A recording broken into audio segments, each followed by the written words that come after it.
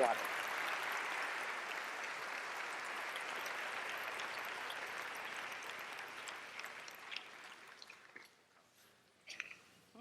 There are three mics there, and then the ushers are going to come up and down and just pass the cards out to the aisle, and they'll bring them down here. Where are they? That's a good question. There's one right over. Yeah, Where they're are up the up the mics? aisle there. I see one up there. There's one right here. Where's there? Right here. Oh, right there. So the other one must be about the same place. I just have to locate the three stones of creation. I'll start with you first.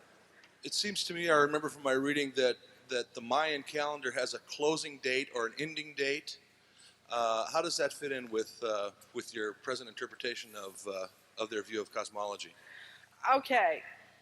This is a kind of debate that's been going on for a long time. What you're talking about is that on December the 23rd of the year 2012, the period ending 130000 for how 3 Kankin will occur again.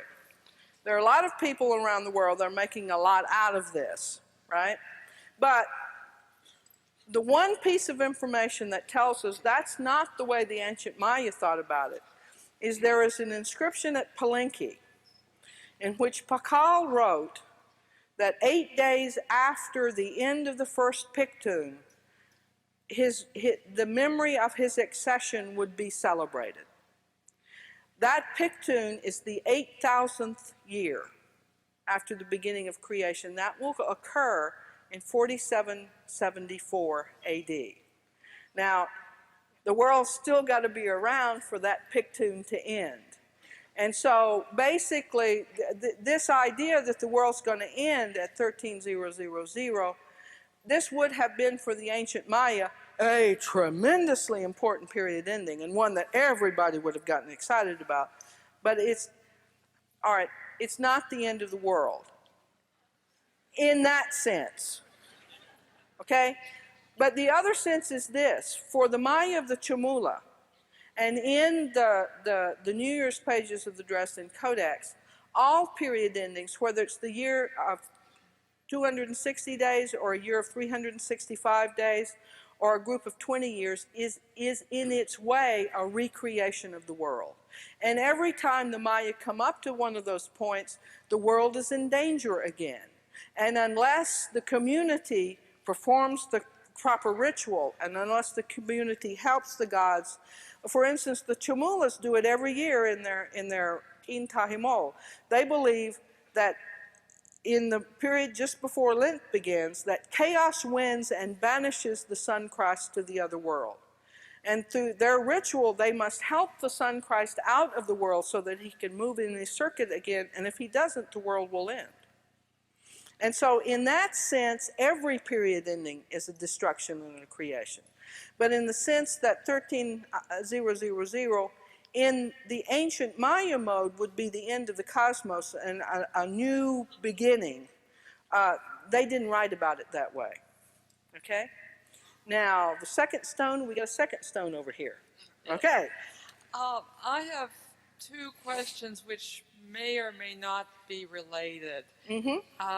The first one is that when the anthropologists started working on Central American anthropology, I'm thinking of people like Evan Vogt, they seem to miss the strong adherence to old ways.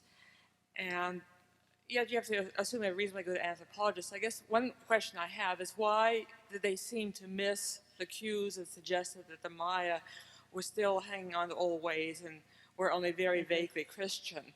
And the related question I have is, given the destruction of the priesthood with the conquest, I find it amazing that all these traditions survived so strongly that you can make this concordance between your interpretation of the glyphs and what they're practicing today. And do you have any hypotheses about what accounts for that? Yeah, those are really neat questions. First of all, people like Evan Vogt and Gary Gosson and other ethnographers who have worked on this including a really wonderful ethnographer named Raphael Girard, all posed and said that this connection was there. The problem was that the classic period was a blank. We basically knew it only through dirt archaeology, and before the decipherment, we had no real idea what those texts were saying. What has happened in the last 20 years is the decipherment has given us a window on what the ancient Maya were saying about the world. We know now, before we were saying that was the world tree, but we had no idea what their name for it was. And all of a sudden, when the past gets its voice, then we can begin talking about what Maya said about themselves in 700 AD and compare to what they're saying in 1994. And that's where all of a sudden these contacts occurred. Your second question I love even better, boy. I did not pay her to ask that question. Almost all of our social theory for the last 50 years has been based on the Marxist model. We presume that the common people and that the elites are separate and are at war with each other. But Stanley Tambaya, who has studied the Buddhist kingdoms of Southeast Asia, has proposed another model. And in this model, what happens is that there is a replication that begins in household ritual.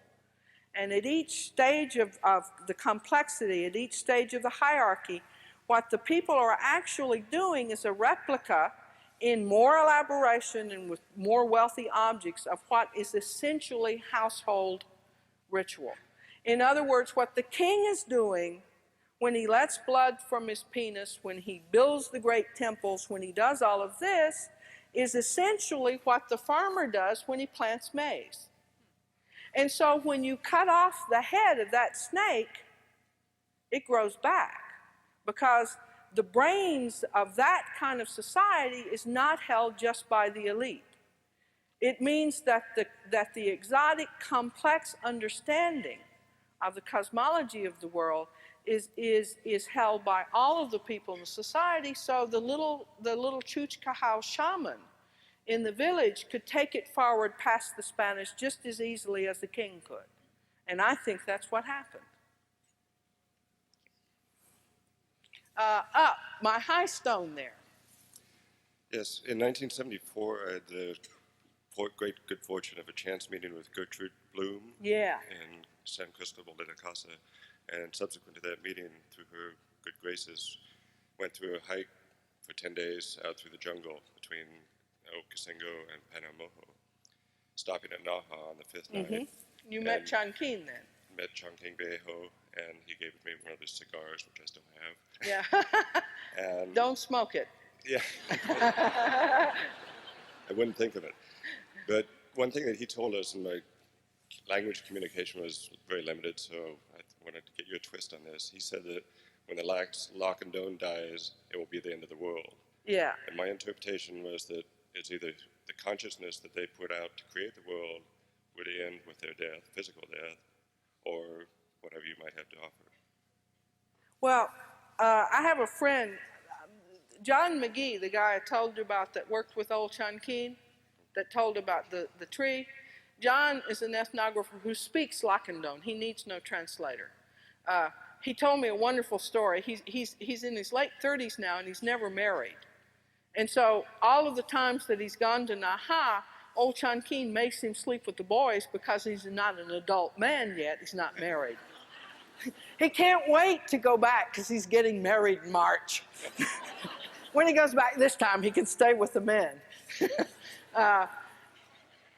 He's been working with them for a very long time, and we've talked a great deal about this, as my friend Nikolai Gruba has been working with the prophecies of the Krutzob. And this idea of the destruction and recreation of the world is a really fundamental part of the way the Mayas see the world. For instance, one of the ways that you can look at the god pot making ceremonies is that when old Chanquin makes the god pots, he is destroying the old world and recreating a new world. He is renewing the world, so it's through a destruction and creation process, just like all of the New Year ceremonies are. So in the sense that he's talking about the fact, I think that the world needs people who know how to do the ritual and who know how to behave correctly, who know how to speak correctly, who know how to deal properly with the gods. And see, I love this, you see. You know how the Chamulas classify us, folks? We are monkeys left over from the third creation. And the reason why they classify us that is because we're the wrong color, we don't rock right, we don't dress right, we don't speak right, and we don't know how to behave like civilized beings. Now, we have for the Chamulas an advantage in that we can bring them special ancestral knowledge because we're outside of the boundaries of the social fabric. And so people like us can bring in special knowledge. We can bring them radios and TVs, and they're perfectly glad to accept those things. But we're not people of the fourth creation. Maya are the people of the fourth creation. And so they're the only ones who know how to talk with the gods in their way of thinking. So when they die, or when the young people don't want to learn those ceremonies anymore, when there is a break in that oral tradition, then for them it threatens the cosmos. And maybe it does. We may be better off to think about that. Can you do one? Say please. Please. Okay. Has anything new been discovered about Mayan music since the discovery of the frieze at Bonampak? No, except that when we were in Vancouver, this lovely high school girl stood up and said, you know, that Greek music reflected their idea of the cosmos. Do you know, is it possible that the Maya did that too? And I looked at her and said, I don't know, why don't you research that? So maybe 20 years from now, we'll know from a young British Canadian girl, it's this stone's time. Has there been any investigation, or is it just coincidence, the similarities between the Navajo creation myth and the Maya, and also between the twins and the fact that you refer to first man, first woman, first coyote in Navajo and everything? Yeah, that's a wonderful question. Thank you. The details of the different traditions will be a little bit different, but more than any of us have ever been willing to admit or acknowledge, Native Americans have one of the great high religious traditions of the world.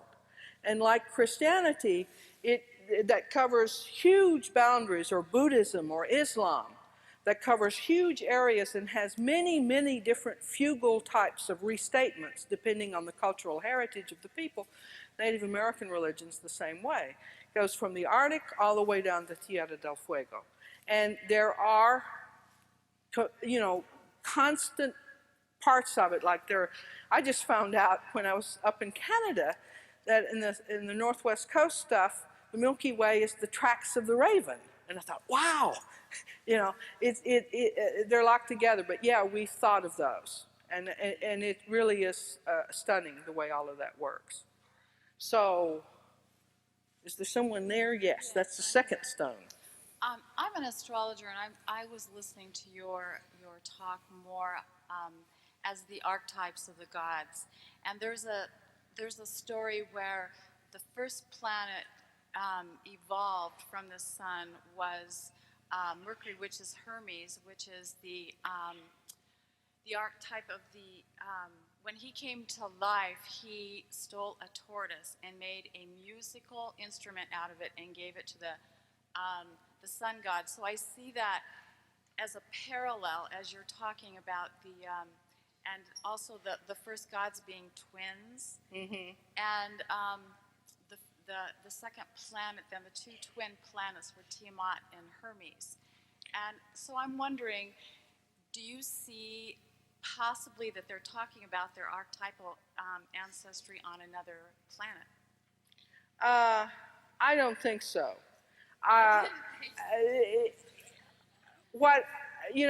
There are all sorts of different ways of approaching this that different scholars around the world have tried to generate that will explain this. Like Jung talks about it in archetypes, and the way he talks about it, they would have to be hardwired in our genetics. I don't think that I doubt if it's hardwired. I don't think that probably the concepts are that much. What seems to me is this, is that when human beings need to find metaphor to encode their understanding of the world, the grist in the mill, the sources that they go for the metaphor, is the natural world around them.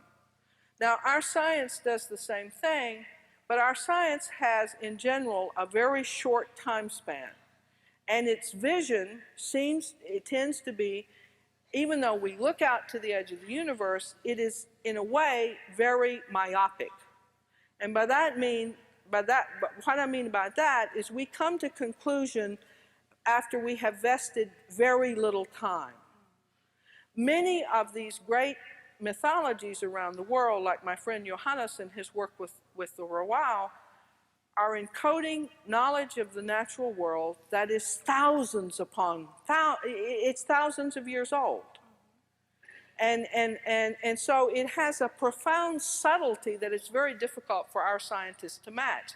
Our scientists can access absolutely different kinds of knowledge about the same phenomena, but that the similarities in my way of thinking comes from that rather than in some,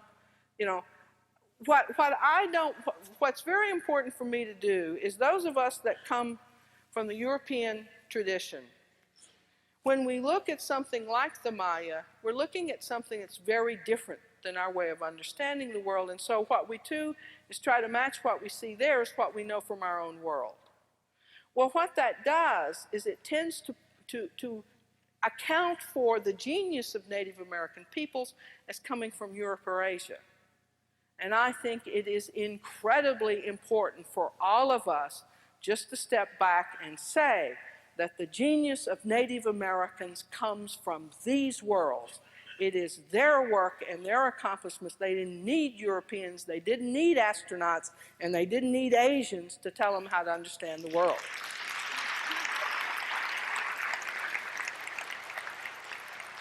Are we at the high stone? Can you comment on the similarity of the ancient Scandinavian Yggdrasil, the cosmic tree, the world axis, with the serpent twining at the roots and the birds and the branches, to the Maya cosmic tree and associated symbols on the other side of the world? Okay, that's the same problem. And again, there seems to be two possibilities. One is that trees are dominant in both environments. And they're natural symbols. They grow, they have their roots in the ground, they have their branches up above. They do all sorts of lovely natural things that just make them ready-made symbols. That's one way to look at it. And it's probably the way that'll get us in least trouble.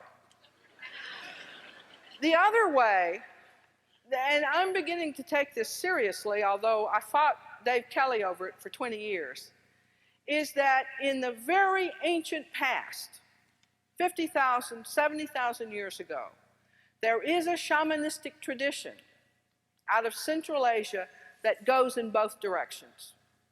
And that many of these things, for instance, if you go to Scandinavia, you're dealing with Laplanders and you're dealing with the shamanistic tradition there. And that many of these definitions of the world come from that shamanistic tradition.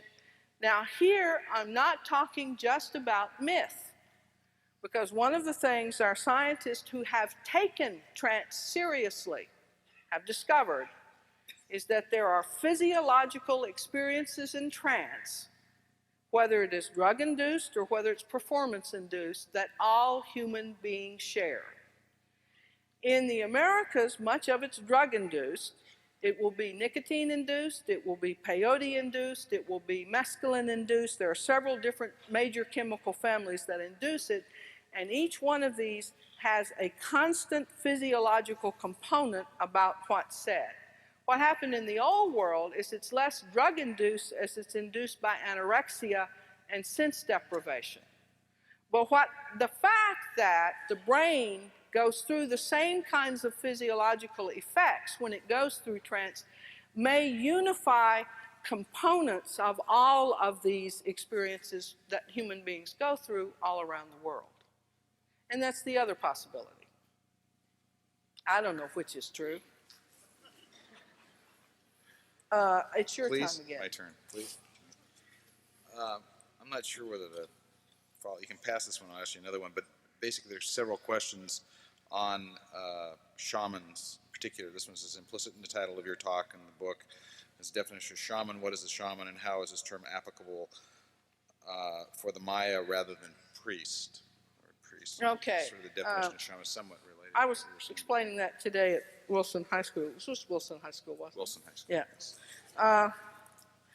Eliade is the one that really put shaman as a term into the anthropological basket of terms. It comes from the study of the Katungi people, and there are a lot of anthropologists and people who think it's not right to take the word for their religious practitioner, which is shaman, and apply it to other people. But I think it's a pretty good idea because as a prototype of a definition of components of religious experience, I think Eliade was right. Here are the components of shamanism. One is there are components of worldview that are constant. In almost all shamanistic traditions, there is a worldview that has a central axis. That axis mundi can be a tree, it can be a pole, it can be all sorts of different things. The world is usually divided into the four directions. The directions have color, and there's an arc of heaven, and there's some means of communicating between vertical orientations in the world. Second characteristic, religious leaders are not ordained and appointed. They are not sanctioned by institutions. They are called. And they're called usually through dreaming. So that it's not a matter of going to a seminary and getting appointed as a priest. Anyone can become a shaman. That doesn't mean a shaman doesn't go through a lot of training. It's just that they apprentice themselves to an experienced, well-known shaman, and they learn by doing. Now, the problem in the state is how do you match a system that has direct and predictable authority exchange and descent with a shamanistic tradition? And one of the ways people have done it in all sorts of positions, including, my friends, the Japanese, in case you don't know it, the Japanese have a shamanistic state, is they say that a central family has special blood and special access to the supernatural and therefore are natural shamans. And that's exactly what the Emperor of Japan is. If any of you saw his initiation rituals when they were giving them the jades and they were giving him the mirrors and they were giving him all of those are all shamanistic objects that the Emperor of Japan must have and manipulate in order to keep Japan in its proper balance. And then finally, in shamanism, the fundamental kind of religious experience that is the heart of all of this is that shamanism always involves curing. It can be curing on the individual level, or it can be curing on the level of the community, and that's what the king usually did. He operated at the community level, and they do it through trance journey. In other words, the shaman himself, through trance, journeys into the other world and speaks with the ancestors and finds out what the problem is, comes back and fixes it, or they call beings from the other world into our world in order to help in the healing. And the Maya had both kinds. They both transformed. In fact, all over Mesoamerica today, you have Nahualism. You talk to a Yucatec that gets a pig follows him down the road at night. That ain't a natural pig. That's somebody who's got something against him, is trying to catch him at night. Go to Yucatan, you'll have all sorts of stories of people that shoot cats in their roofs, roof beams of the house, or pigs in their outside yards. You walk outside and there's a man laying there. Well, that's a shaman they killed, who once he was dead transformed back into his real form. So this sort of part is very much a part of a lot of Native American religion and a lot of the traditions, and specifically of Olmec and Maya and Nahuatl and a whole bunch of them, almost all of them in Mesoamerica. Those little figures that float around, in fact, I've got one on. There's the paddler floating. Okay, let's see, that was, for me, so you got to go over there. okay. Do we have someone at this stone? Yeah. Yes. Linda, you spoke about the portal to the other world. I was wondering, now how is that portal opened? And then once opened, how long did it last and how was it used? Oh, that's a neat question. Thank you. Anybody can open it. And the way that you opening it is you make a centering table. And that very act that I showed you, that altar that had the 4 candles and the cross and the thing, that opens a portal. Any person who in a ritual in his farm, in a house, a shaman who comes in, like one of the things that today's Yucatec's will do is if there's something going wrong in the house, like your machines don't work and your kids are sick and everybody's angry at everybody and the dog barks and, you know, just one of those, you know how it is, just everything goes wrong, right? Or your mother-in-law's been there and she's left a path of hate behind, right? Right? It was always my husband's mother-in-law that caused that problem in my family. What you do is you go in, you ask a shaman in, and what they'll do is they'll quarter their house and center it. That opens the portal. And then what they will do is they will catch all of that bad feeling in one corner. They call it perching it. And then they capture it, and they take it out, and they let it go in the wilderness, away from the social house. Now, you think that's, I mean, not you, us, we think that's crazy. But I'm an alcoholic. And an alcoholic who was my sponsor once gave me a little piece of advice. And that's when I felt like pushing my hand through the screen in the computer because the machine wasn't acting right. Just try talking to the little people inside and everything would get better. And I've noticed that if I just talk to the machines in my life and treat them like they're living beings, it's probably because I'm focusing myself a little bit better and paying attention to what I'm doing, but things seem to go a little bit better. Okay?